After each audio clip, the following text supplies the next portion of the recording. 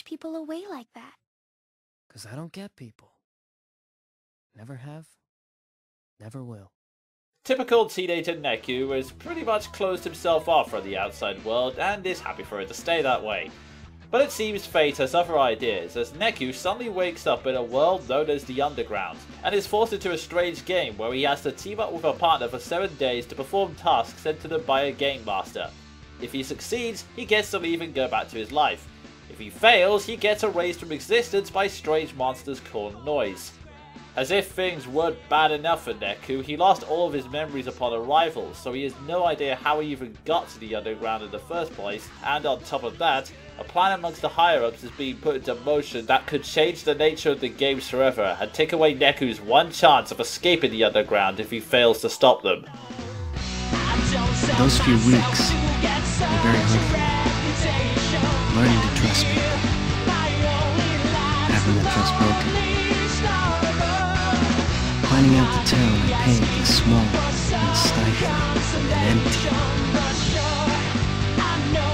Wasn't any of those things.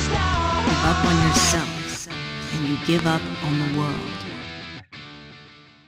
It's certainly nice to see Square Enix branching out into new franchises like this, and the World Ends Review definitely starts off with some unique qualities.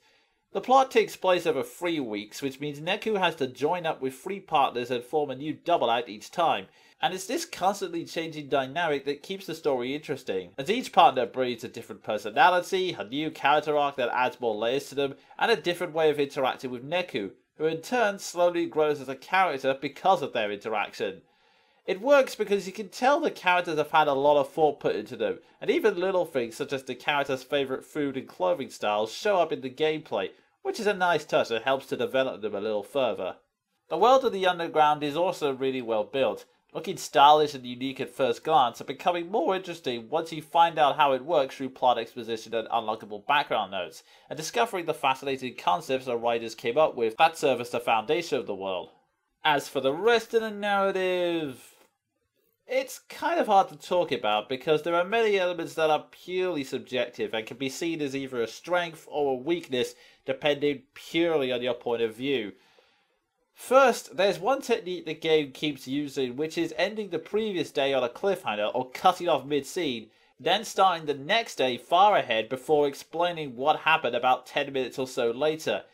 This can either be seen as an interesting device that keeps the mystery that drives the plot alive, or an irritatingly cheap trick to raise the tension that just delays the story for a short time. Plus, the plot is entirely centered around teenagers and their emotional issues, which, as Linkin Park and Shonen Manga will tell you, are always a divisive element in any form of media. One man's emotional masterpiece is another man's over-the-top angst fest, and whilst I would argue that since the character's a teenager, it makes sense that they would blow certain elements out of proportion because, you know, we all did it at that age.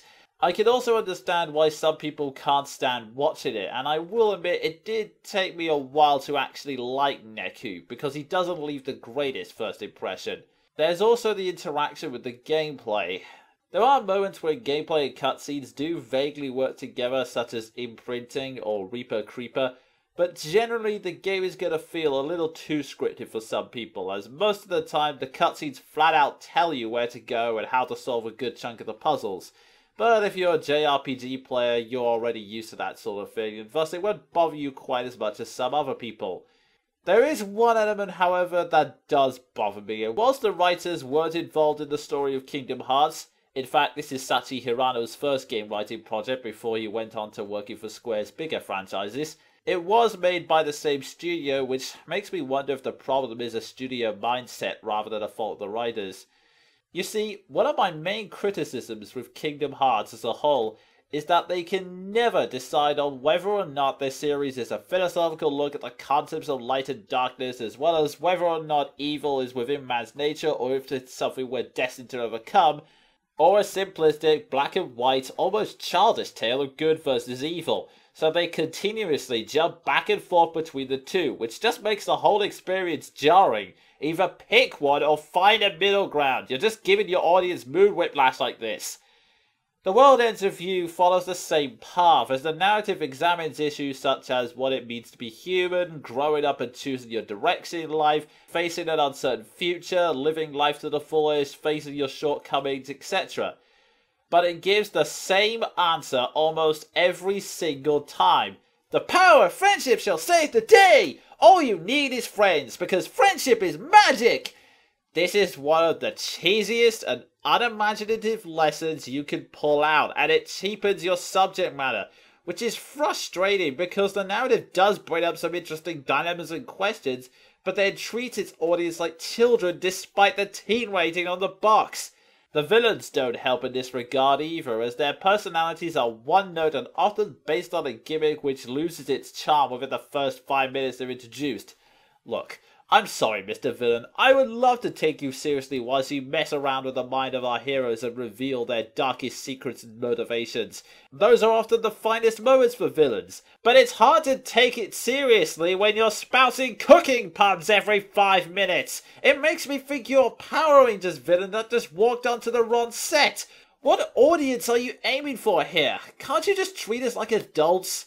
That aside, The World Ends Review is an interesting experiment from Square Enix, and it has a lot of good qualities. The setting is unique, the characters are well thought out, and their interactions are quite enjoyable. However, some of the elements I mentioned before might drive you up the wall, so I can't say you'll definitely like it or that it's a great story. But I will strongly recommend that you should, at the very least, give this game a chance, because I have a feeling that there won't be anything else like it for a long time. I've been the Jonin Monkey, and until next time, cheerio!